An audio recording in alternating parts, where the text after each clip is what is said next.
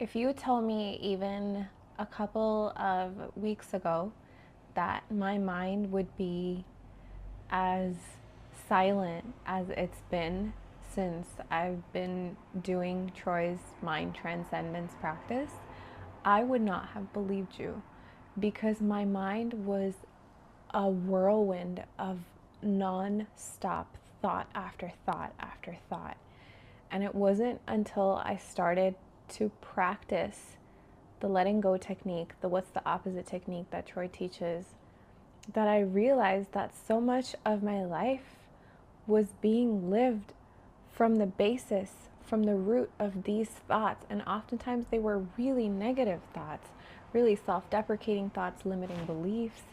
And the entire home of my life was built from the bricks of these thoughts.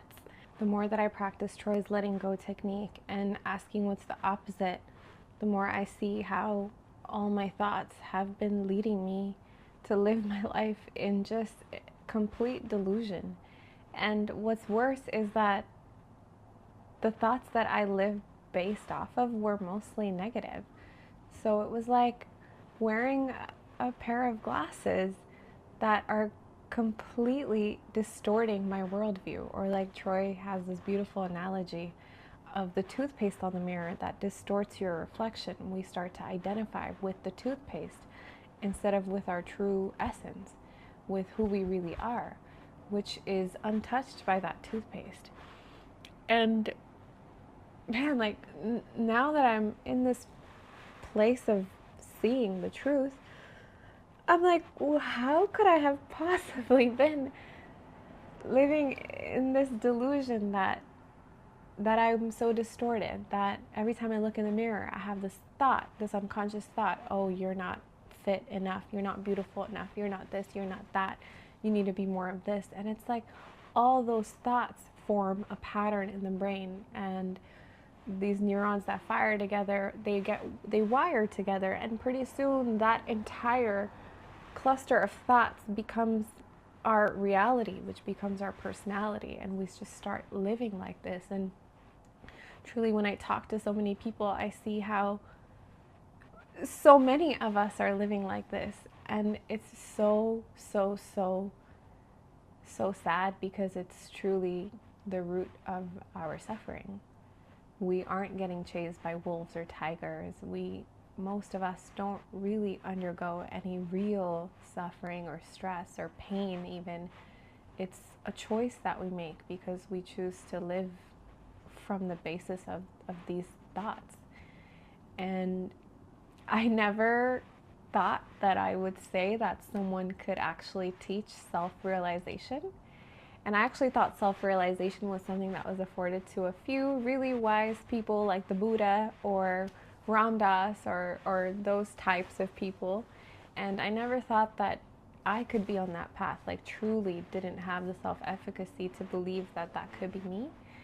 And now not only do I think that could be me, it is me. I am on the path, and this technique that Troy teaches, all this amalgamation of knowledge that he's gathered from the great Buddha, from the Yoga Sutras, from Yogananda, from Hermetic alchemy, like all these sources from all over the world, all throughout history. He's taken these learnings and created this beautiful, beautiful teaching or set of teachings that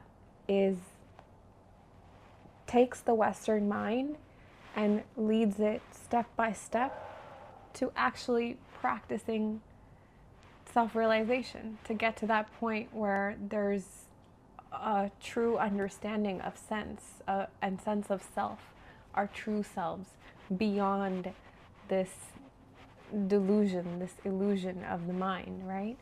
And Troy also says what's between our emotions and God, spirit, is the mind. So when we can transcend the mind, we can be one with God. We can be one with ourselves. And again, like if you had told me all this even a couple weeks ago, I would have been like, yeah, okay, that sounds nice, cool, maybe for somebody else. But now that I'm actually practicing, which Troy's taught me this technique before and I just haven't done it, and now I'm actually doing it. Now that I'm doing it, I'm like, it works. Like it truly actually works. And my gratitude is just like it's endless, it's infinite, because I feel like he has given me such a beautiful gift, which is the gift of myself, like my true self. And I give that gift to myself every time I do this practice and show up. And one other thing that was really getting me before that makes sense now is I used to think, oh, well, how many times am I going to have to do this practice? You know, is it ever going to work for me? And the way Troy puts it is that every time you do it, you write a little bit of code into the software that is your mind to change the software little by little, little by little, little by little. And a year from now, when I look back, I hope, I think I know that it will be different. And you know, I think I thought, oh, is it worth doing? And truly, it's the only thing that is worth doing.